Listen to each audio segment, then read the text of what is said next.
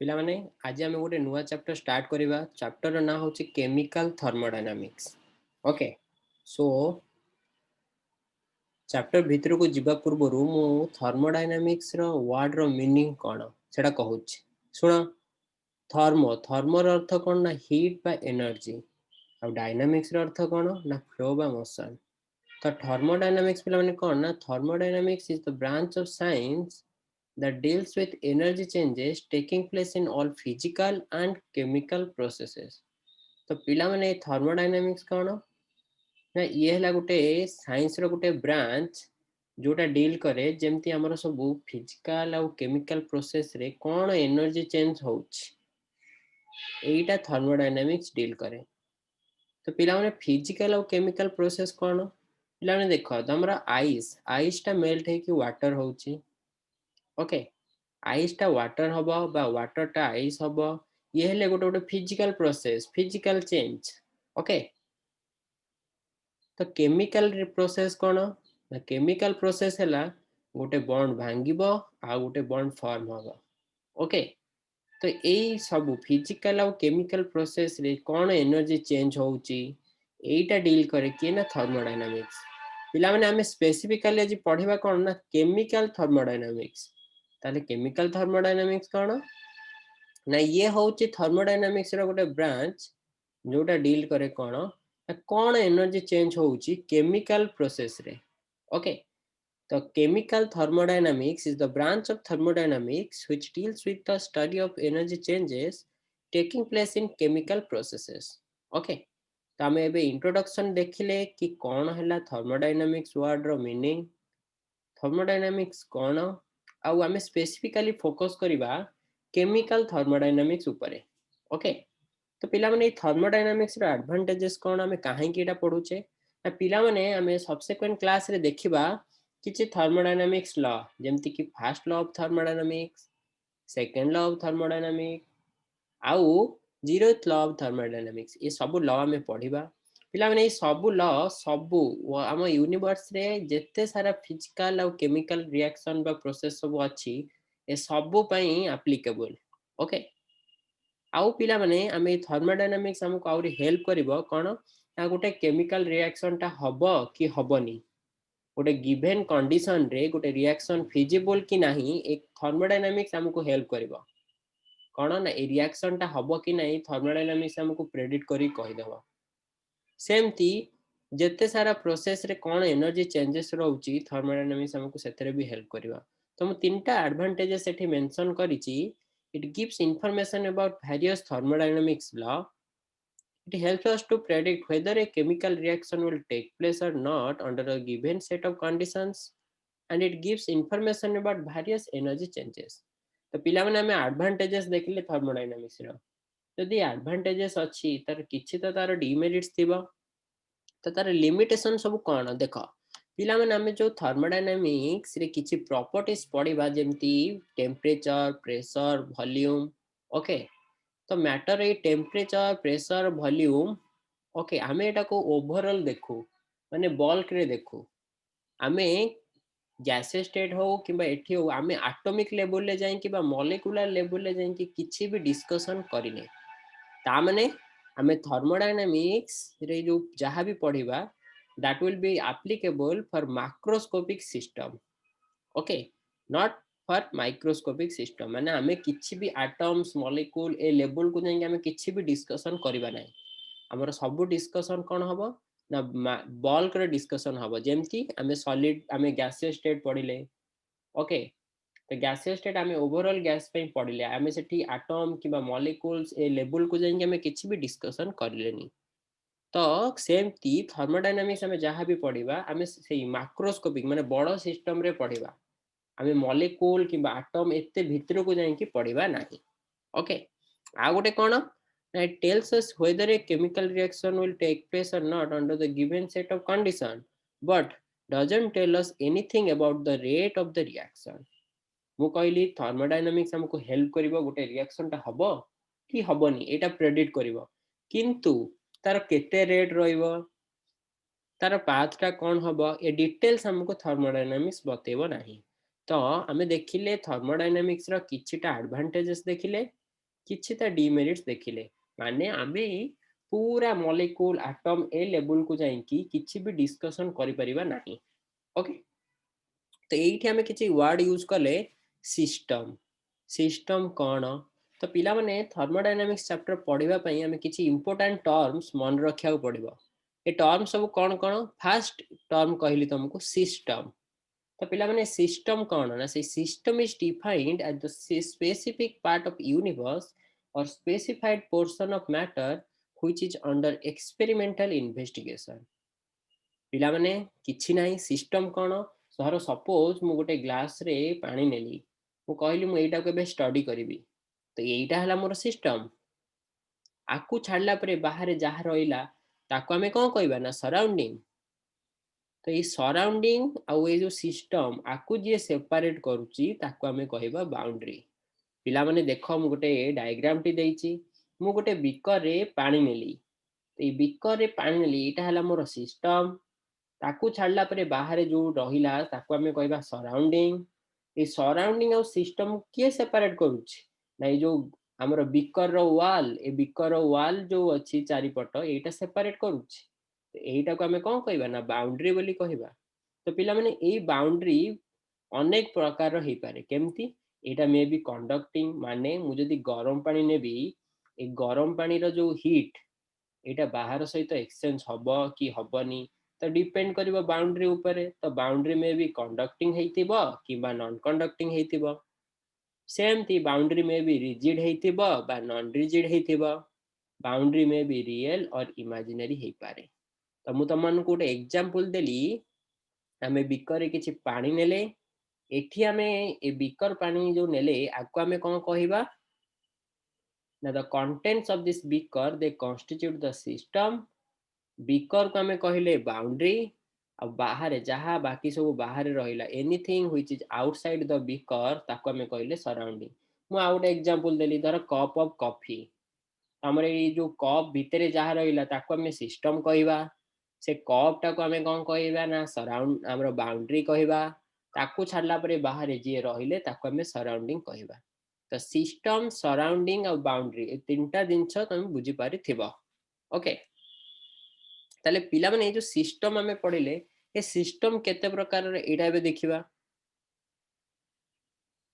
पिला माने देखो तीन प्रकार सिस्टम अछि ओपन सिस्टम क्लोज सिस्टम आ गुटा होचे आइसोलेटेड सिस्टम। ओके पिला माने ओपन सिस्टम कोन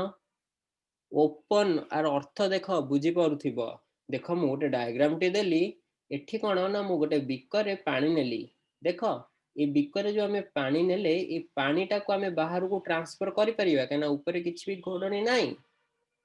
ता माने मु तुमको कहिछि हमर मैटर तीन टाइप रो सॉलिड लिक्विड गैस धर मु एठी पानी नेली ए लिक्विड टा को मु ट्रांसफर करिया को चाहिबी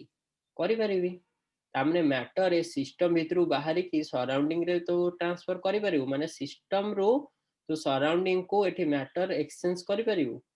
सेमती धर मु गरम पानी नेली गरम पानी रो जो हीट टा भी बाहर सहित सराउंडिंग सहित एक्सचेंज हे परिबो।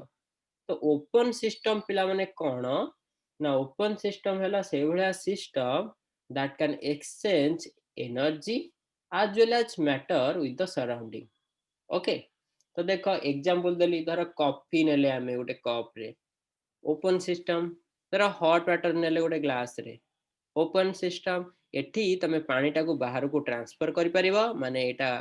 मैटर एक्सचेंज करि परिबो प्लस तमरो जो हीट एनर्जी अछि एटा भी बाहर सराउंडिंग सहित एक्सचेंज हे परिबो बुझी हैला। तो ये हैला हमर ओपन सिस्टम। नेक्स्ट पिला माने देखिबा क्लोज सिस्टम कोन क्लोज सिस्टम कोन ना देखो एठी मु गोटे बीकर नेली ता बीकर ऊपर घोडणी दे देली ताने मु आउ या भितरे जो गरम पानी थिला बा पानी थिला ताको हम बाहर सहित एक्सचेंज करि परिबिनी तो याको आमे कहले क्लोज सिस्टम कोन एठी तमे मैटर एक्सचेंज करि परिबोनी किंतु आ भितरे जो धर गरम पानी नेली तार जो हीट एटा बाहर सहित एक्सचेंज हे परिबो ता माने क्लोज सिस्टम पिला माने हमें काहा को कहबा ना the system which can exchange energy but not matter with the surroundings माने ये एनर्जी एक्सचेंज करि परिबो किंतु पिला माने मैटर से बीकर बाहरी का कोड जाई परिबो नाही तामाने ये हैला क्लोज सिस्टम माने मैटर एक्सचेंज हे परिवनी किंतु हीट एनर्जी एक्सचेंज हे परिवो एग्जांपल देली धर hot water in closed vessel आमे भेसेल टाको बंद करबा ता भीतर हॉट वाटर नबा हॉट वाटर जो हीट अच्छी से हीट एनर्जी एक्सचेंज हे परिवो किंतु हॉट वाटर बाहर को जाई परिवो नहीं काना क्लोज्ड भेसेल नहीं छे तो ये हैला पिला माने तमरो कोन ना क्लोज्ड सिस्टम नेक्स्ट हैला तमरो आइसोलेटेड सिस्टम तो आइसोलेटेड सिस्टम रो अर्थ कोन ना ना एठी मैटर ना एनर्जी किछि भी एक्सचेंज हे परिवो नाही तो केमिति करिबा एटा देखो आमे धरे गोटे क्लोज्ड भेसेल नेले ओके ऊपर देखो घोड़णी अछि बिकरे लास्ट टा देखो सेकंड डायग्राम टा भेसेल टा क्लोज्ड अछि ता माने एठी मैटर टा भितरु बाहर को जाई परिबो नाही प्लस देखो एटी तार जो ग्लास रो हमर बिकटा जो नै छे बिकर चारिकर देखो गोटे ब्लैक कलर रो बॉर्डर टा दिएछि एटा अर्थ होउछि एटा गोटे इन्सुलेटर माने ये भितरु जो एनर्जी बाहर को देबा को दिबनी भितरे जहाँ एनर्जी हीट एनर्जी अच्छी आपको बाहर को जीवा को दब ना तो ये ना मैटर ना एनर्जी किसी भी आंक भितर बाहर को जाई पारु ना ताको आमे कहबा आइसोलेटेड सिस्टम गोटे पॉपुलर एग्जांपल कहूची कोन ना तमरो थर्मोफ्लास्क रो ऊपर बंद अछि आमे ता भितर आ किछि मैटर बाहर को जाई नै परिबा कि ना नै परिबानी प्लस आमे थर्मोफ्लास्क रे जहाँ भी रखुचे धर हॉट कॉफी रखिले कॉफी रो टेम्परेचर ता सेमति मेंटेन हे कि रहउची तो सेटा गोटे इन्सुलेटर ता चारि कर रे गोटे इन्सुलेटिंग मटेरियल दिया हिच तो सेमति थर्मोफ्लास्क हैला गोटे एग्जांपल कहार ना आइसोलेटेड सिस्टम रो कोन ना कॉफी इन थर्मोफ्लास्क देखो कॉफी टा रहला थर्मोफ्लास्क रे तार चारि कर रहला इन्सुलेटिंग मटेरियल ऊपर बंद ना मैटर ना तमर एनर्जी किछि भी एक्सचेंज हे पाला नै सराउंडिंग सहित तो ये हैला आइसोलेटेड सिस्टम तो तीनटा जिनस जानले गोटे होची ओपन सिस्टम जोटी मैटर एनर्जी दीटा एक्सचेंज हे परिबो क्लोज सिस्टम मैटर एक्सचेंज हे परिबोनी किंतु एनर्जी एक्सचेंज हे परिबो आ लास्ट हैला आइसोलेटेड सिस्टम ना मैटर ना एनर्जी किछि भी एक्सचेंज हे परिबो नाही बुझियला तो पिला माने एबे चलो टिके देखिबा आमे जो सिस्टम विषय रे कहिले ए सिस्टम को आमे केमिति डिफाइन करिबा ओके तम मन को मन पकाओ गैस स्टेट पढ़ेला बेले कहली आमे गैस टा गोटे को स्टेट रे अछि आमे केमिति ये करूचे केमिति डिफाइन करूचे तार स्टेट कोन आमे किछि पैरामीटर यूज करूचे जेमती मु चारिटा मेजरेबल प्रॉपर्टीज कहितली गैस पई कोन ना टेम्परेचर प्रेशर वॉल्यूम आ मास ओके ये चारिटा मेजरेबल प्रॉपर्टीज यूज करिकी आमे गैस रो गोटे स्टेट को डिफाइन करथिले ओके बा आमे ए मेजरेबल प्रॉपर्टीज द्वारा आमे गैस रो गोटे स्टेट को डिफाइन करि पारुचे तो सेम थी गोटे सिस्टम को डिफाइन करबा को हेले हमको किछि पैरामीटर्स दरकार तो पिला माने ताको आमे कहउछु स्टेट वेरिएबल्स जेहेतु गोटे सिस्टम रो को स्टेट रे अछि आमे ताको जानिया को चाहूछु तो तेनु आको आमे कोन कहउछु ना स्टेट वेरिएबल्स बोली कहउछु बुझियला तो कौन कौन स्टेट वेरिएबल्स अच्छी टेम्परेचर हो प्रेशर हो वॉल्यूम हो ये हैला गोटे गोटे कौन ना स्टेट वेरिएबल्स ओके तो पिला माने जो स्टेट वेरिएबल्स आपको हमें दी प्रकार एबे डिवाइड करूचे गोटा को हमें कहू स्टेट फंक्शन देखो लिखिची आ गोटे हैला पाथ फंक्शन पिला माने स्टेट फंक्शन कौन देखो स्टेट फंक्शन हैला those state variables that depend only on initial and final state of the system but doesn't depend upon the path or the mechanism followed by the system मु तुमको गोटे example दे बुझौछि देखो तळे गोटे diagram T करिछि देखो सेठी जो blue colour रे देइछि देखो धर मु सेही पॉइंट रु स्टार्ट कली आउ आरो पर्यंत आसी पहुंचली एटा हला कोन ना मु एतिकी डिस्टेंस कवर कली तुम फिजिक्स रे पढिछ मु जदी एई केस पई पचारिबी डिस्प्लेसमेंट कोन ना तमे कोन करिवो ना इनिशियल पॉइंट फाइनल पॉइंट को गोटे शॉर्टेस्ट पाथ द्वारा कनेक्ट करिवो ताकू कहबो डिस्प्लेसमेंट तो एठी डिस्टेंस ता हला तमरो कोन ना पाथ फंक्शन किंतु डिस्प्लेसमेंट ता हला कोन ना स्टेट फंक्शन देखो डिस्टेंस ता डिपेंड करिवो को को बाटो देकी तमे केते बाटो बुली बुली जाइछो किंतु डिस्प्लेसमेंट देखो डिस्प्लेसमेंट कोन ना इनिशियल पॉइंट आउ फाइनल पॉइंट आ ऊपर डिपेंड कला तो तमरो डिस्प्लेसमेंट ता हला स्टेट फंक्शन डिस्टेंस ता हला पाथ फंक्शन तो सेम ते हम एठी ए थर्मोडायनामिक्स रे पढिबा स्टेट फंक्शन और पाथ फंक्शन। स्टेट फंक्शन कौन ना जे इनिशियल फाइनल पॉइंट ऊपर डिपेंड करे। पाथ फंक्शन कौन ना जे इनिशियल फाइनल पॉइंट ऊपर डिपेंड करे प्लस को पाथ देकी कामटा होउची ता ऊपर मध्य डिपेंड करे। ओके, एठी मु तुमको स्टेट फंक्शन गोटे एग्जांपल दउची। धर किछि एग्जांपल दउची, इंटरनल एनर्जी, एंथैल्पी, एंट्रोपी, गिव्स फ्री एनर्जी, सब टर्म हमें आगु पढ़िबा। एठी लिखिली टेम्परेचर, प्रेशर, वॉल्यूम। तो मु गोटे टेम्परेचर को नहीं धर तुमको एग्जांपल दउची। धर पिला माने मु तुमको कहबी तमे साइक्लिंग कर। साइक्लिंग पूर्व तुम टेम्परेचर मेजर हम। धर तुम टेम्परेचर अच्छी 36 डिग्री सेल्सियस, तुम साइक्लिंग कल, तुम बॉडी टिके हीट एनर्जी क्रिएट है, तो तुम धर टेम्परेचर हो गला 36.2। तो तुम इनिशियल थिला 36 पर है 36.2। तो तुम जो टेम्परेचर चेंज देखिबो केते ना 0.2 डिग्री सेल्सियस। तुम एठी आउ देखिबो कि तुम को बाट देकी साइक्लिंग करछ, केते बाट करछ ना। तो टेम्परेचर है गोटे स्टेट फंक्शन। ये खाली तुम इनिशियल आउ फाइनल, ए फाइनल आउ इनिशियल ए दीटा वैल्यू ऊपर डिपेंड कला। तुमको मु एग्जांपल दउचे एबे धर वर्क। धर मु तुमको कहली तमे साइक्लिंग करूछ, साइक्लिंग स्टार्ट कल, तमे एमती घूरी घूरी घूरी घूरी तो मार्केट गल। मु धर तुम पचारि केते वर्क कल, तो ये वर्क टा कहा ऊपर डिपेंड करिवो, तमे को पाथ दे गल, हाँ ना नहीं। धर तमे तम घरु तमे मार्केट को जीव हैला। धर तम घरु मार्केट टा गोटे स्ट्रेट रोड अछि, तमे गल। धर तम सांग घर मार्केट गोटे बंका तेडा रोड है कि अच्छी मार्केट आउ तांको घर भितरे तांकर जो अच्छी डिस्टेंस। ओके, तो से सेमती घूरी घूरी गले। तो मु जदि तुम मानू पचारि किए अधिका वर्क कला, तो जदि सी अधिका डिस्टेंस जाइथिबो तुम सांग, सी अधिका वर्क कला, से घूरी घूरी गला तुम घरु तुम मार्केट गोटे स्ट्रेट रोड द्वारा कनेक्ट। ओके, किए भी अधिका करू बा किए भी कम करू, किंतु केते वर्क कला कहा ऊपर डिपेंड कला ना तमे को पाथ दे को रास्ता दे गलो, तमे सीधा रास्ता दे गलो ना बंका रास्ता दे गलो, ता ऊपर डिपेंड कले। तो सेथि पे मु कहली वर्क डन। देखो एग्जांपल लिखिछि तळे वर्क डन टा हला कोन ना गोटे पाथ फंक्शन। ये डिपेंड करे तमे को बाट देकी जिबा आसिया कलो। सेमती स्टेट फंक्शन कोन ना स्टेट फंक्शन होची तमरा इनिशियल आउ फाइनल ए दीटा पॉइंट को ऊपर जे डिपेंड करिवो ताको हमें कहबा स्टेट फंक्शन। आ जे इनिशियल फाइनल पॉइंट प्लस को केते बाट को पाथ दे गलो आ ऊपर डिपेंड करे ताको हमें कहबा पाथ फंक्शन। तो हमें स्टेट वेरिएबल्स को दी प्रकार डिवाइड कले, गोटे हला स्टेट फंक्शन आ गोटे हला पाथ फंक्शन। किछि नै स्टेट फंक्शन माने जे इनिशियल फाइनल पॉइंट को डिपेंड करे, पाथ फंक्शन हला को बाट देकी गला ता ऊपर डिपेंड करे। ओके, नेक्स्ट पिला माने जो स्टेट वेरिएबल्स पढ़िले आको हमें फर्दर क्लासिफाई करिबा इंटेंसिव प्रॉपर्टीज और एक्सटेंसिव प्रॉपर्टीज। एटा कोन ना पिला माने देखो इंटेंसिव प्रॉपर्टी हला properties of the system which are independent of matter size and mass. माने जो प्रॉपर्टी मास ऊपर डिपेंड करबनी आको हमें कहबा इंटेंसिव प्रॉपर्टी। देखो मु बॉक्स भीतर इंटेंसिव प्रॉपर्टी रो एग्जांपल लिखिछि डेंसिटी,